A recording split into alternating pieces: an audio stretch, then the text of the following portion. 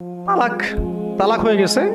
যায়েদ বিন হারিসা রাদিয়াল্লাহু আনহু জাইনাব বিন জাহাশ রাদিয়াল্লাহু আনহাকে তালাক দিয়ে দিয়েছে।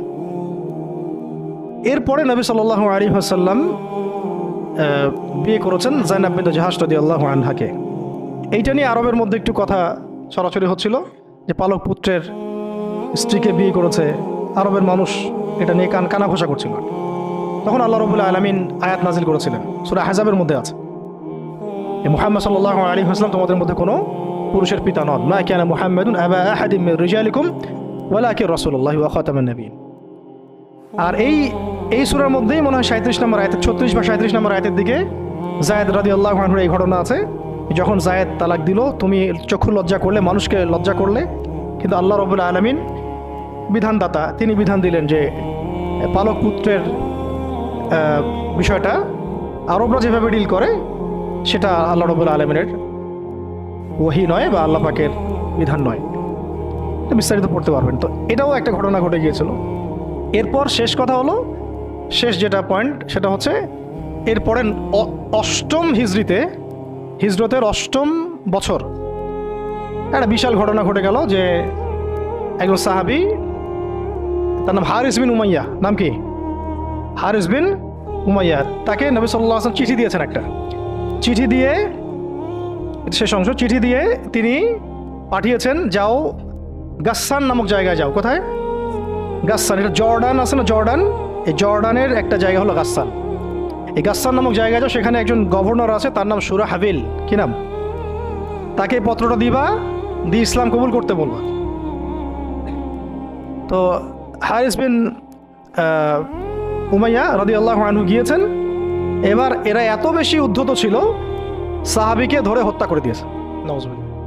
তিনি কিন্তু রাষ্ট্রদূতকে হত্যা করা তো জঘন্য অপরাধ, এমনিতেই অপরাধ, তার মধ্যে রাসূলের রাষ্ট্রদূত সাহাবী, তিনি, তাকে এভাবে হত্যা করে দেওয়া হলো। কয়জন সাহাবীকে হত্যা করলো? কয়জন? এর আগে আমি একটা ঘটনা বলছিলাম না, বনু কাইনুকার ঘটনা। একজন নারী সাহাবীকে টিস করেছিল, আরেকজন সাহাবী প্রতিবাদ করেছিলেন, সেই সাহাবীকে মেরে ফেলা হয়, হত্যা করা হয়, শহীদ করা হয়। নবী সাল্লাল্লাহু আলাইহি ওয়াসাল্লাম পুরা বনু কাইনুকার সাথে যুদ্ধ করেছেন। এখানেও দেখেন একজন সাহাবী হারিস বিন উমাইয়া রাদিয়াল্লাহু আনহুকে হত্যা করা হলো। এবার নবী সাল্লাল্লাহু আলাইহি ওয়াসাল্লাম 3000 সেনাবাহিনী গঠন করলেন। কত হাজার?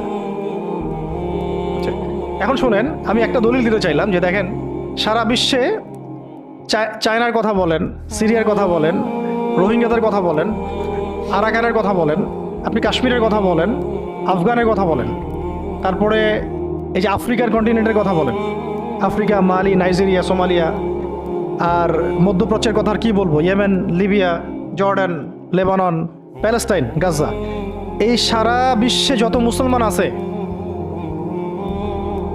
তাদের মধ্যে কত লক্ষ মুসলমানকে হত্যা করার পরেও এই সিদ্ধান্ত এখন উম্মাগতভাবে আমরা নিতে পারি নাই, যেটা নবী সাল্লাল্লাহু আলাইহি ওয়াসাল্লাম বনু কাইনুকার এগেনস্টে নিয়েছিলেন আর এই রোমানদের এগেনস্টে নিয়েছিলেন। একজন নারী সাহাবীকে শ্লীলতাহানি করা, আরেকজন সাহাবী তাকে বাঁচাতে এসে তার পক্ষে প্রতিবাদ করায়, তাকে হত্যা করা, এবং নবী সাল্লাল্লাহু আলাইহি ওয়াসাল্লাম পুরা বনু কাইনুকাকে উচ্ছেদ করলেন। এখানে সুরাহবিল কি করেছে? একজন সাহাবীকে হত্যা করেছে, রাষ্ট্রদূত হারিস বিন উমাইয়া। নবী সাল্লাল্লাহু আলাইহি ওয়াসাল্লাম 3000 সৈন্য পাঠিয়ে দিচ্ছেন। আর এখন উম্মার দিকে তাকান, যে রাষ্ট্রগুলোর কথা আমি বললাম, আমাদের সহ সব জায়গায়, আমাদেরটা অন্যভাবে ডিল করি আমরা, বাইরের সব রাষ্ট্রগুলো, এই রাষ্ট্রগুলোতে কত হাজার সৈন্য না, কত হাজার নিরপরাধ মুসলিমকে হত্যা করা হয়েছে। সংখ্যাটা কি হাজারে না লাখে? কত হাজার বা লাখ বাচ্চাদেরকে হত্যা করা হয়েছে, কত হাজার বা লাখ মা বোনদেরকে হত্যা এবং ধর্ষণ করা হয়েছে। তারপরে উম্মাগতভাবে আমরা এখন এই সিদ্ধান্তে আসতে পারি নাই, যে সিদ্ধান্ত নবী সাল্লাল্লাহু আলাইহি ওয়াসাল্লাম তাৎক্ষণিক নিয়ে ফেললেন। আমার রাষ্ট্রদূতকে হত্যা করেছে, 3000 সৈন্য রেডি, এবং তারা কিন্তু সুপার পাওয়ার। রোমানরা তখন কি সুপার পাওয়ার, এটা দেখারও সময় নাই যে তার কাছে কি অস্ত্র আছে, তাদের ক্ষমতা কতটুকু, তাদের কাছে কি আছে, তাদের সৈন্য সংখ্যা কত, আয়তন সংখ্যা কত, ওদের অর্থনীতি কত সমৃদ্ধ, কোনো কিছুর পরোয়া সাহাবায়ে কেরাম করেন নাই। 3000 সৈন্য রেডি করে এই বাহিনীর পতাকা হাতে তুলে দিলেন। সাহাবী যায়েদ ইবনে হারেসা রাদিয়াল্লাহু আনহু